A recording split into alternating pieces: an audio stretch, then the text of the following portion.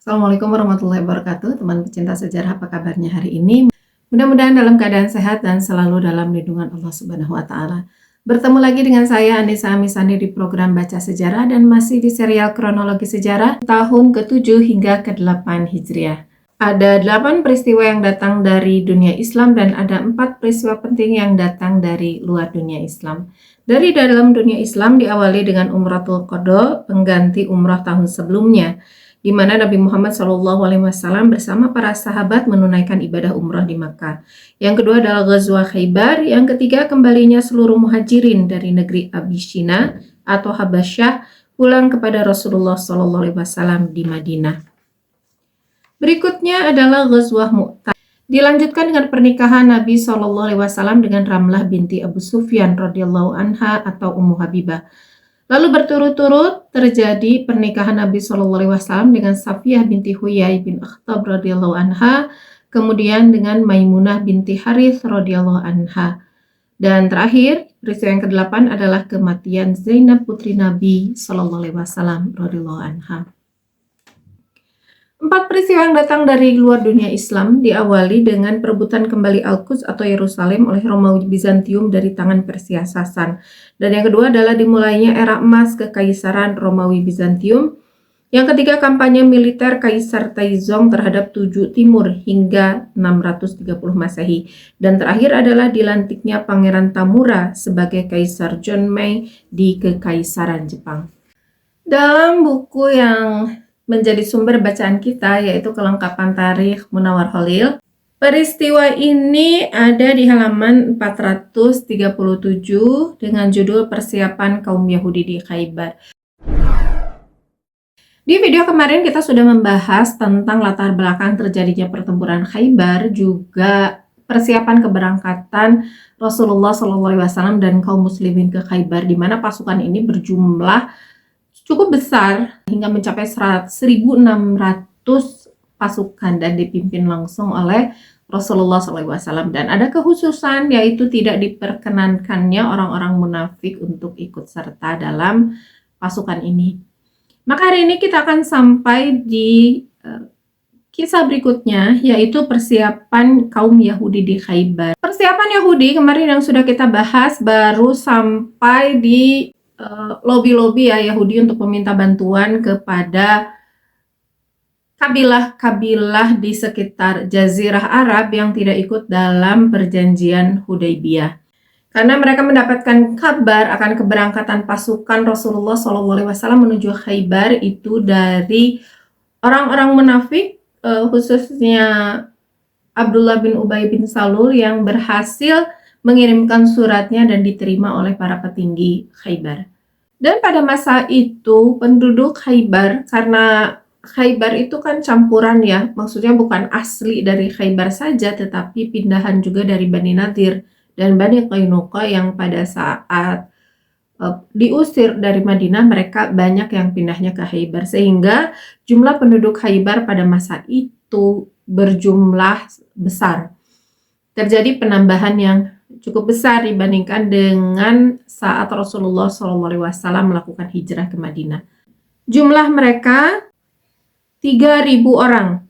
Ini penduduk Khaybar yang asli ya. Kalau kita jumlahkan ya, penduduk Khaybar yang asli 3.000 orang, kemudian Bani Qainuqa 1.400 orang, dan Yahudi Bani Nadir 1.500 orang. Kemudian ada kaum Yahudi Wadil Qura 500 orang dan kaum Yahudi Fadak sebanyak 500 orang. Ditambah juga dengan kaum Yahudi Taima sebanyak 500 orang.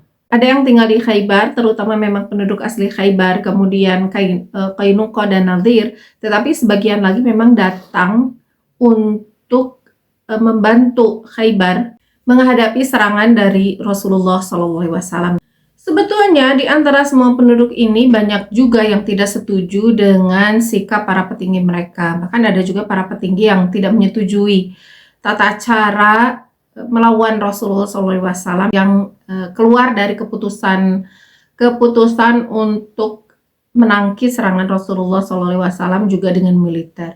Banyak juga mereka yang menginginkan perdamaian sehingga tidak terjadi peperangan Ini ada yang asalnya dari rasa takut akan peperangan, keberanian yang kurang, tetapi banyak juga yang muncul dari keyakinan bahwa mereka itu kalau melawan Rasulullah itu akan kalah. Karena ya mereka sudah tahu kebenarannya bahwa Rasulullah SAW adalah nabi yang tertulis dalam Taurat. Hanya mereka memang tidak mau beriman saja. Sehingga dengan keyakinan itu, mereka sebetulnya tidak setuju kalau ada kampanye militer dengan Rasulullah SAW. Tetapi sebagian besarnya tetap menginginkan terjadi peperangan antara mereka dengan Rasulullah SAW. Mungkin sama saja ya dengan Yahudi pada zaman sekarang ketika terjadi pertempuran di Palestina.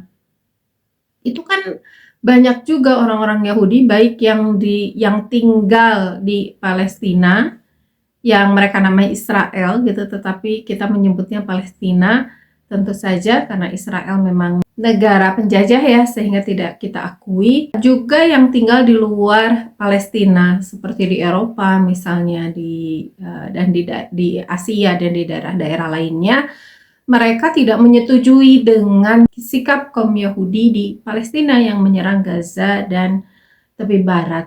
Mereka ada yang memang baik ya, mereka meskipun beragama Yahudi mempedulikan kemanusiaan dan bahkan mengatakan bahwa Palestina itu bukan tanah kita, berikan saja kepada orang-orang Palestina karena itu adalah milik orang-orang Palestina, bukan milik kita gitu. Dan ini juga terjadi pada masa Rasulullah, tidak semuanya mereka memilih untuk bermusuhan gitu ya. Ada yang memilih untuk berdamai lah, tetapi masalahnya jumlahnya itu sedikit ya, seperti sekarang lah sama ya. Yang dominan itu adalah yang ingin melakukan penyerangan terhadap Rasulullah SAW dan memunculkan api-api permusuhan dan kebencian di kalangan kaum muslimin, terutama khususnya Ansor terhadap mereka. Apa hasil dari lobi-lobi Yahudi terhadap kabilah-kabilah yang ada di Jazirah Arab? Ternyata ada satu kabilah yang menyetujui untuk bergabung, yaitu Bani Ghatafan.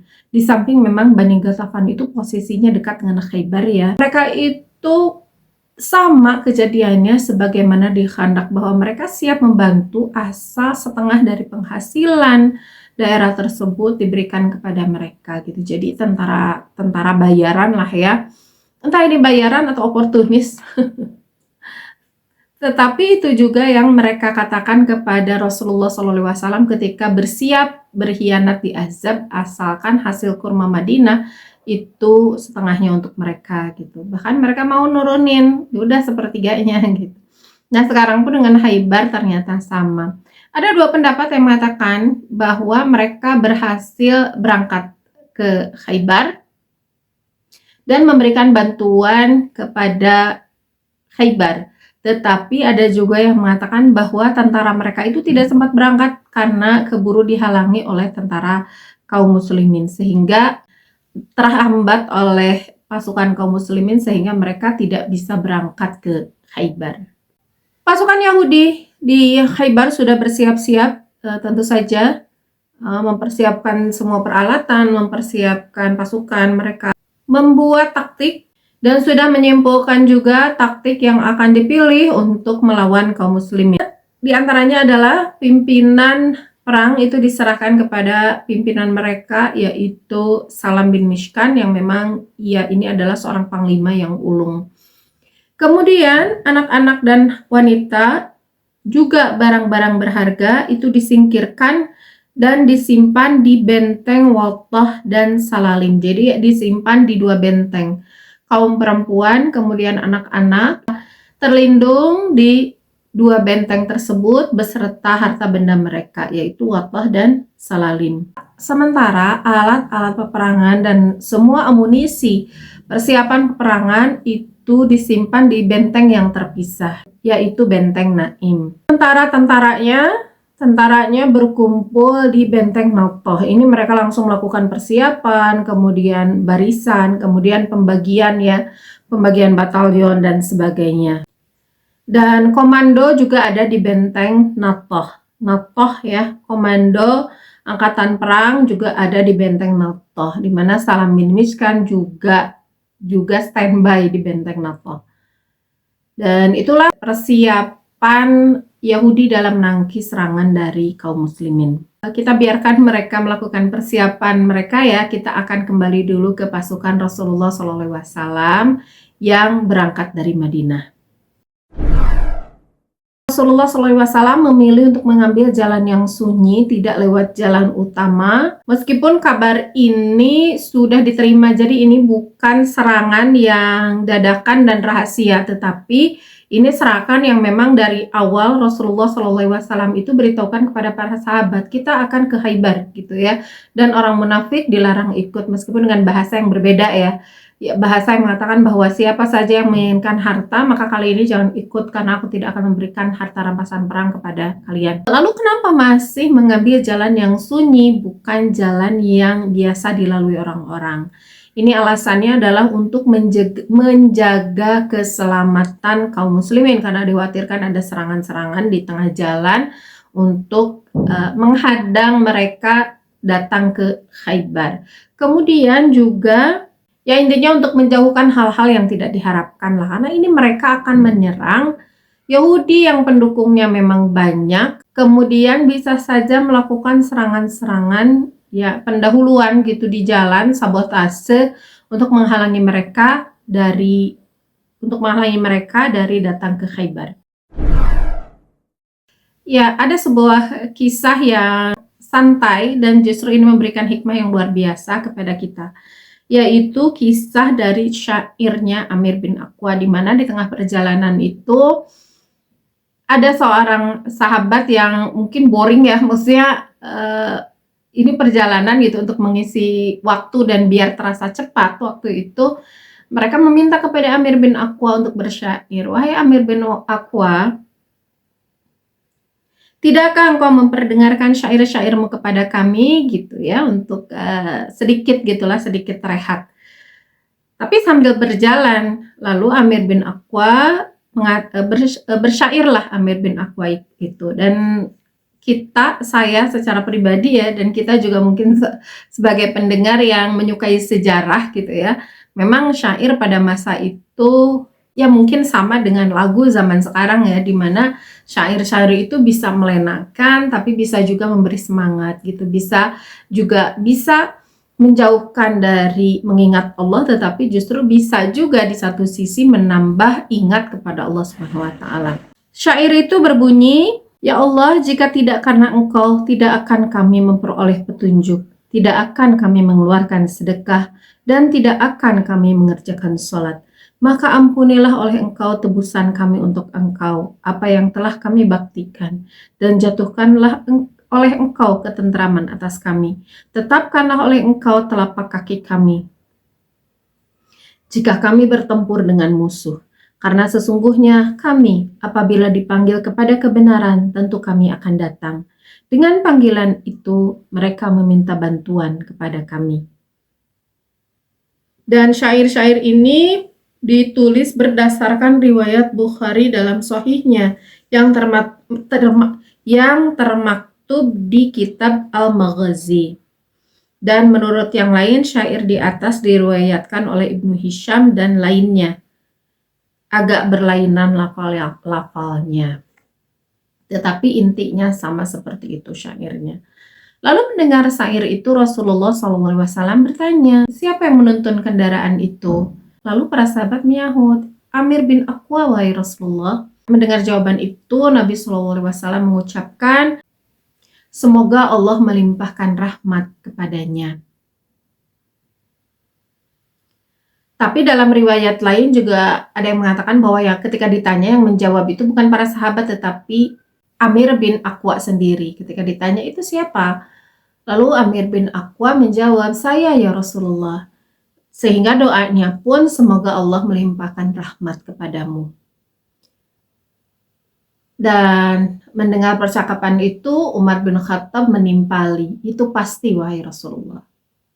Dan para sahabat itu sudah paham ya, ketika dalam sebuah perjalanan jihad, lalu ada sahabat yang didoakan oleh Rasulullah seperti itu, biasanya para sahabat itu akan menemui syahid. Maka setelah mendengar doa Nabi SAW itu, kalimat Umar bin Khattab itu mewakili sebetulnya suara hati para sahabat yang lain, bahwa tentu Amir bin Aqwa nanti tidak akan kembali pulang ke Madinah, melainkan akan kembali kepada Allah Subhanahu wa taala dan hidup di sisinya.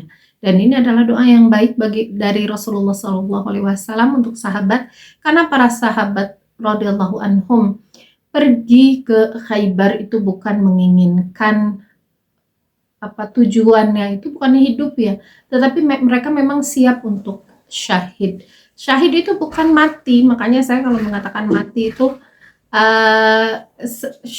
mati di medan jihad itu lebih cocok disebut syahid ya, karena bukan kematian. Kematian sebagai jasad saja, bahkan jasadnya pun tidak mati ya. Banyak bukti video yang memperlihatkan bahwa jasad para syuhada itu seperti yang hidup saja, seperti orang hidup saja. Mereka memang dikubur, tapi tubuh mereka itu tidak dimakan jasad renik, tidak. Mereka jasad mereka itu sebagaimana orang hidup, bahkan luka-lukanya pun masih mengeluarkan darah segar gitu. Jadi makna dari hidup itu memang hidup.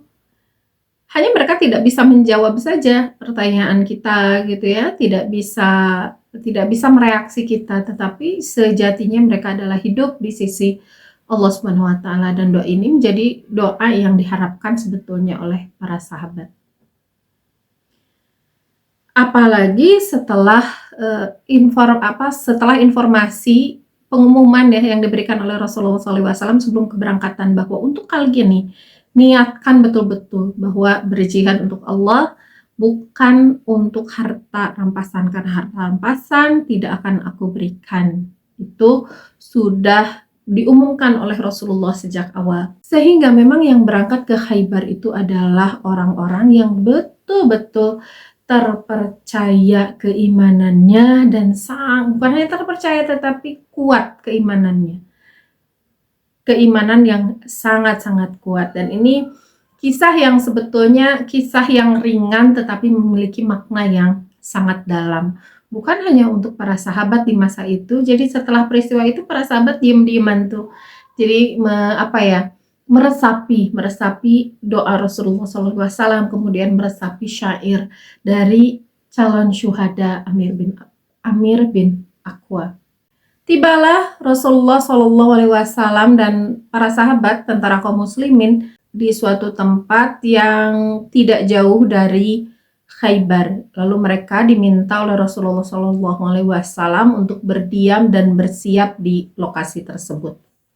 Setelah kaum muslimin pada saat itu berhenti semuanya, beliau kemudian bersabda, Allahumma rabbas samawati wa ma adlalna, wa rabbal ardina wa ma aqlalna, wa rabbas syatina wa ma adlalna, wa rabbar riyahi wa ma adraina, fa inna nas'aluka khaira hadhil qaryah wa khaira ahliha wa khaira ma fiha, wa na'udzu bika min syarriha wa syarri ahliha wa syarri ma fiha. Ya Allah yang memelihara langit, yang dan segala sesuatu yang di bawahnya, yang memelihara bumi dan sesuatu yang di atasnya, yang menguasai setan dan sesuatu yang ia sesatkan, dan yang menguasai angin dan sesuatu yang ditiupkan. Kami memohon kepada Engkau kebaikan kota ini, kebaikan penduduknya, dan kebaikan apa saja yang di dalamnya. Kami berlindung kepada Engkau dari kejahatannya, kejahatan penduduknya, dan kejahatan apa saja yang di dalamnya. Lafal doa ini diriwayatkan oleh Ibnu Hisham dalam kitab sirahnya, dan lafal-lafal doa ini juga diriwayatkan oleh Nasai, Ibnu Hibban, dan Ibnu Hibban dengan keterangan bahwa Nabi SAW apabila telah melihat suatu negeri yang ditujunya lalu mengucapkan doa tersebut. Kemudian Rasulullah SAW bersabda, setelah mengucapkan doa itu, beliau bersabda kepada para sahabat, majulah kamu dengan nama Allah. Masuklah mereka ke lembah Khaybar dengan mengucapkan takbir dan tahlil bersama-sama dengan suara yang keras. Ini kebayang ya merindingnya ya suasana pada masa itu. Jadi pasukan-pasukan itu sudah berbaris dengan rapi, kemudian mereka maju serentak berbaris dengan satu formasi yang Rasulullah atur gitu, dengan barisan yang sangat-sangat rapi. Kemudian Rasulullah Shallallahu Alaihi Wasallam paling depan, juga Ali yang membawa bendera di depan pasukan. Lalu ketika maju itu mereka serentak, sambil maju mereka melangkah dengan perlahan, berjalan saja gitu ya, tidak maju serbu tetapi berjalan perlahan. Mereka masuk ke lembah Khaybar dengan berkata, dengan meneriakkan takbir dan tahlil. Allahu Akbar, la ilaha illallah. Terbayang ya suasananya seperti apa gitu. Kita saja kalau misalnya ikut demo Palestina ya, ikut demo Israel untuk pembebasan Palestina, itu ketika takbir itu wah gitu sampai merinding karena vibes-nya, auranya, suasana ruhiyahnya begitu kental, suasana perjuangannya begitu kental. Itu bukan medan peperangan, itu adalah medan kita menyuarakan kebenaran. Apalagi ini medan perjuangan, yang dilawannya juga berhadapan dengan orang Yahudi. Kalau kita memang ya ketika demonstrasi Israel itu untuk pembebasan Palestina, itu kan Israelnya tidak ada di hadapan kita gitu. Yang ada di hadapan kita kan seringnya itu di kedutaan Amerika. Orangnya tidak ada gitu. Ini orang, dan kita juga perlawanannya sekedar suara saja gitu, tetapi ruhiyahnya sudah benar-benar itu naik ya gitu. Dengan suasana ruhiyah seperti itu, ruhiyah kita juga ikut naik gitu ya, ikut naik sehingga pulang itu bisa awet. Itu ruhiyah naik itu bisa awet beberapa waktu, bahkan mungkin dalam waktu yang cukup lama bagi orang-orang yang soleh ya. Dan ini terbayang orang yang akan mereka lawan, Yahudi yang akan mereka lawan, yang menjadi musuh mereka, yang memusuhi mereka, itu ada di hadapan mereka. Dan ini pertempuran yang mungkin dikatakan pertempuran akhir ya, antara Rasulullah SAW dengan kaum Yahudi. Sebelumnya ada pengepungan Bani Nadir, pengusiran Bani Nadir dengan Bani Qainuqa, juga dengan Bani Quraidah, dan Khaybar ini adalah titik terakhir pertahanan Yahudi.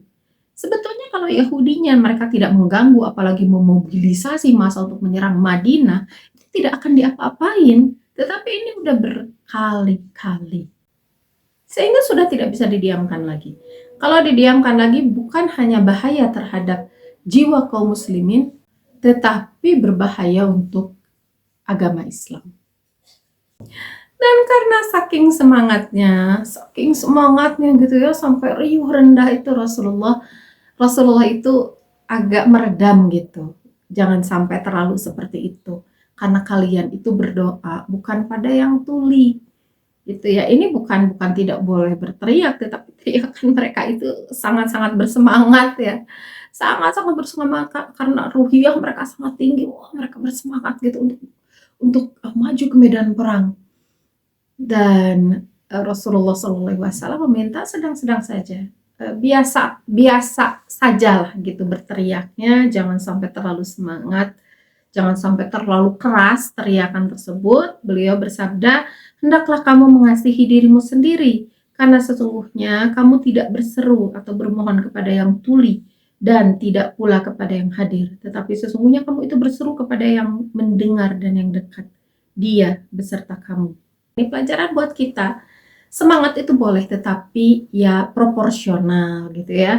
Ini kondisinya beda dengan ketika demonstrasi ya. Kalau demonstrasi kita kan ke Israel, memang yang kita lakukan adalah bersuara gitu dengan keras gitu ya, bukan berperang, sehingga suara itulah yang memang penyerangan kita kepada orang Israel gitu. Sementara ini memang mereka mau berperang. Rasulullah SAW berkata, ini yang kalian mohonkan itu adalah Allah yang tidak tuli juga tidak jauh gitu, tetapi Ia yang Maha mendengar dan juga dekat dengan kita gitu. Jadi ya sewajarnya sajalah, proporsional.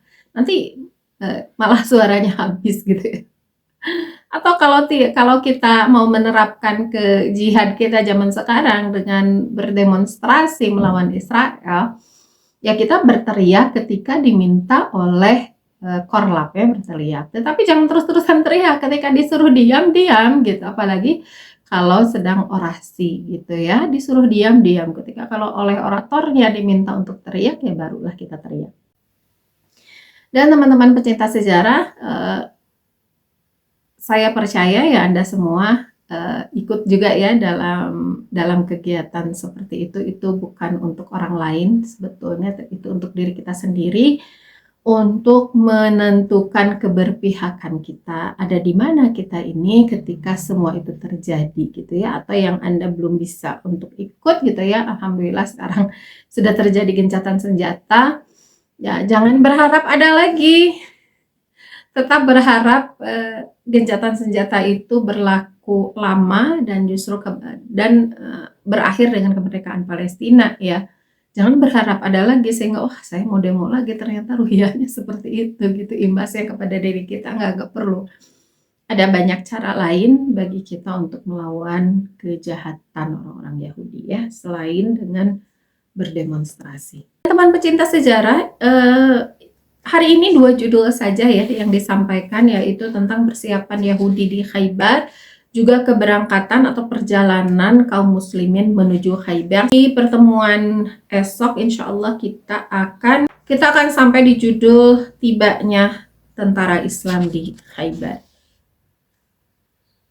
Hikmahnya insya Allah sudah dibahas tadi ya, tengah-tengah sambil kita cerita hikmahnya. Paling yang perlu ditambahkan itu saja sih yang tadi belum sempat dibahas, bahwa keadaan seserius apapun boleh kok kita bersyair ya. Misalnya Rasulullah SAW ketika Amir bin Aqwa bersyair, diminta oleh para sahabat bersyair, lalu dia bersyair gitu, itu tidak dilarang oleh Rasulullah SAW. Bahkan karena syairnya bagus gitu ya, Rasulullah SAW mendoakan, karena juga Rasulullah SAW mendapat gambaran nubuah bahwa Amir bin Aqwa memang akan syahid.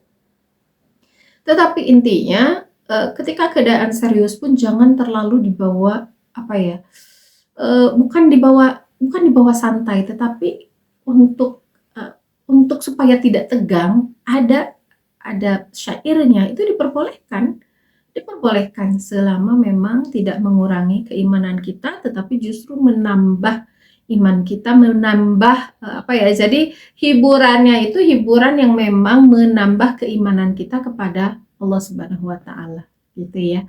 Itu saja sih sedikit yang tadi lupa dibahas ya.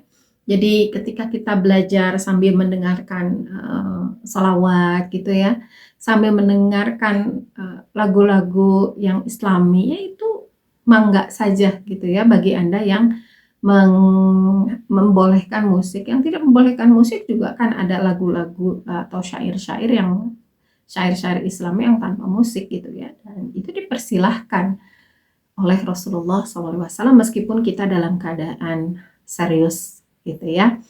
Ya teman pecinta sejarah, mohon maaf kalau banyak kesalahan dan terima kasih sudah menyimak hingga detik ini. Insya Allah bertemu lagi esok di judul yang berikutnya, masih di kronologi sejarah tahun 629 Masehi. Jangan lupa untuk subscribe, like, comment, dan share. Assalamualaikum warahmatullahi wabarakatuh.